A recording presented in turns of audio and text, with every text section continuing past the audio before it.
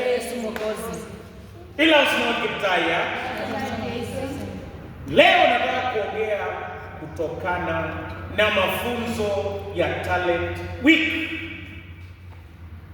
Kitu ambacho nataka nizungumzie, je, mama akisimama kwa jamii anasimama?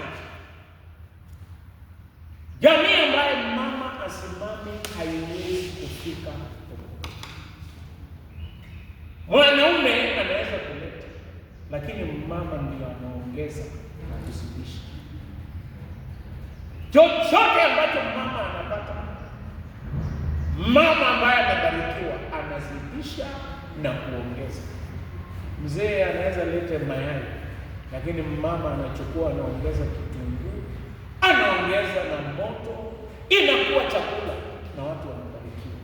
Jambo la kwanza, mwanamke mwenye anabarikiwa, mama mwenye anabarikiwa, kitu cha kwanza, yeye ana usafi. Hii inaongea kuhusu usafi. Ana usafi wa mwili na wa roho. Biblia inasema usafi wenu usiwe wa nje peke yake, bali roho ndani yenu. Usafi wa mama inaonekana kutokana kwa roho. Kitu cha kwanza, ana unyenyekevu. Kitu cha pili, ana ukweli. Kuna mzee mmoja alijua mke wake anapenda nyama sana, na yeye akiuza shamba alikuwa anapatia mke wake tu nyama kilo.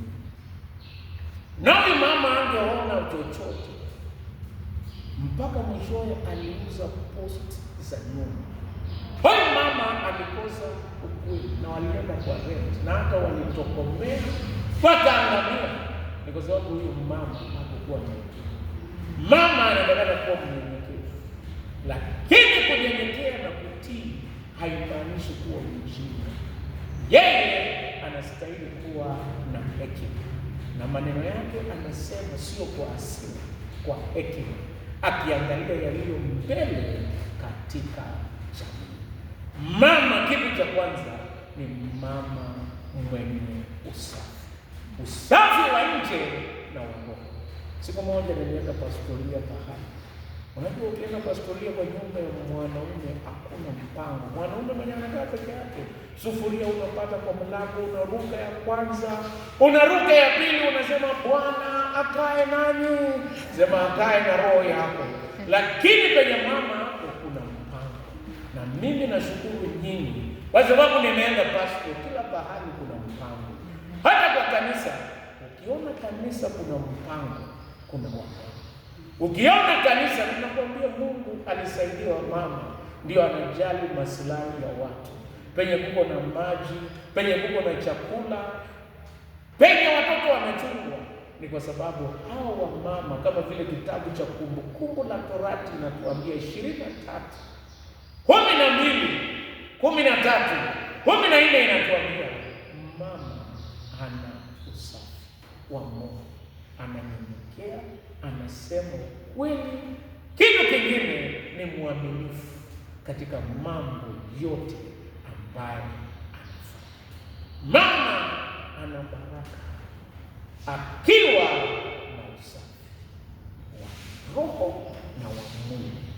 Kwa kila jambo akiwa na usafi, yeye ana baraka. Kitu cha pili, mama ana nidhamu. Unajua chenye wanafunzi hapa ni ya kwamba tenga sehemu, mama ndio anapanga maneno. Tenga sehemu. Mtu akienda kule nje aende na jembe.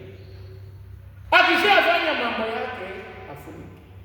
Nani ndio anafunza watoto nidhamu kutokea akiwa mdogo? Nataka kusema kwamba mtoto akikosa kujua namna ya kufanya hiyo maneno ambayo imetajwa hapa ambayo sitawaambia, watalaumu baba ama mama. Mama. Kwa sababu wengine wanasema hadi mapepo imevamia mtoto. Sio mapepo, nidhamu ndio wamekosa. Mama ndio anapatia watu nidhamu. Naomba watoto wetu tuwasaidie, tuwaongeleshe. Hii dunia iko mambo mengi inahitajika kufichwa. Iko mambo ambayo tunastahili kuwa na nidhamu. Tabia ya watoto imekuwa na changamoto. Ongelesha watoto na uambie mambo, sio kwa ukali, sio kwa kudhania, sio kwa kuwahukumu, waongeleshe kwa upole kabisa na uambie changamoto za dunia. Sijui kama mwayo ona mapicha ambayo wasichana wanajipiga siku hizi kwa TikTok. Yaani mtu analipa pesa mingi, milioni 1, lakini anajipiga picha akiwa uchi, na maneno yenye wanafanya ni ile ambayo sisi hatusemani. Tukuchemageni, lakini anafanya kwa sababu ya fedha ama bad company.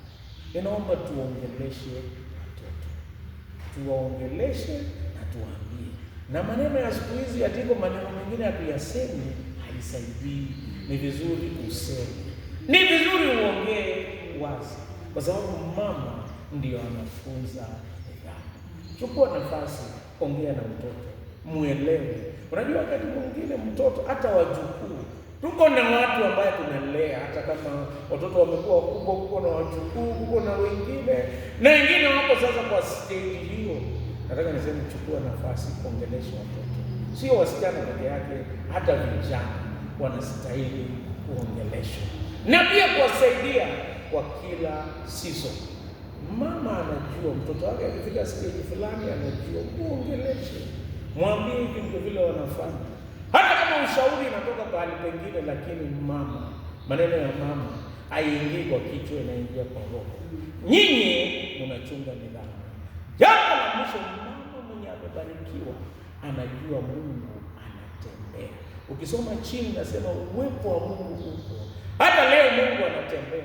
Ninaomba Mungu atembee na nyinyi. Kwa kila boma ambaye mtakanyaga, Mungu atembee pamoja nani, awatumie. Na Mungu watumiange si ati watu wengine, anatutumia sisi vile tulivyo, tufanye kazi ambayo tutafanya. Na mimi kusema kweli, leo nimefurahi. Nimeona sio hata umati peke yake, nimeona moyo ambaye mko naye ya kufanya kazi ya Mungu. Ninashukuru Mungu. Mungu ameamsha St. Mark's Pole. Na nyinyi ambaye mmechochea hii moto, msikae chini. Amka, inuka, fanya kazi ya Mungu. Sisi wamama wa kanisa hili tukiamka, hii kanisa ndio ya kwanza kwa uaskofu huu. Hata sioni ndio ya pili, ni ya kwanza. Tuchochee hiyo kipawa. Kila mmoja wenu namjua mna talanta ya kipekee. Wacha tuchochee. Unapoanza talanta wiki hii, mimi naomba tu wamama waliobarikiwa na Mungu, wamama wasafi katika roho na kimwili. Jambo la pili, Mungu atuchochee tuwe wamama wenye nidhamu kwa sisi na kwa watoto, na kwa mfano wetu na kwa matendo yetu. Jambo la mwisho, Mungu wako pamoja nasi.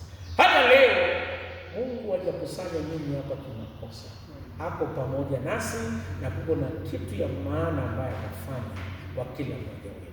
Kwa kazi ambayo tunaanza talent week ya wamama, naomba Mungu uwepo wake uende pamoja nasi. Mungu abariki kila mmoja wetu.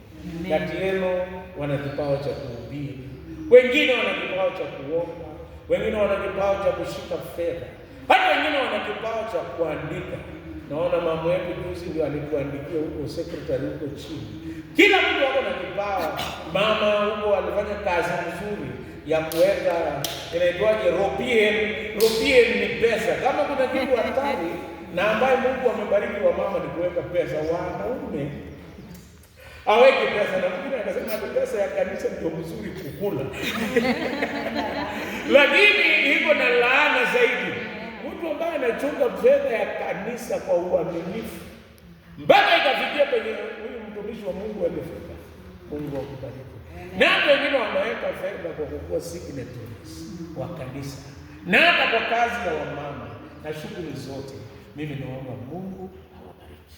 Amen. Kazi zote ambazo mtafanya, kutokea kupanda miti na shughuli zingine za kutembelea Wakristo, na hata Jumapili baada ya ibada, wakati mtakapotoa pesa zenu za talanta na mtakapoenda conference ya wamama, Mwenyezi Mungu awabariki. Amen. Na tuombe. Baba Mwenyezi na mwenye rehema, kubali kusikia maombi yetu.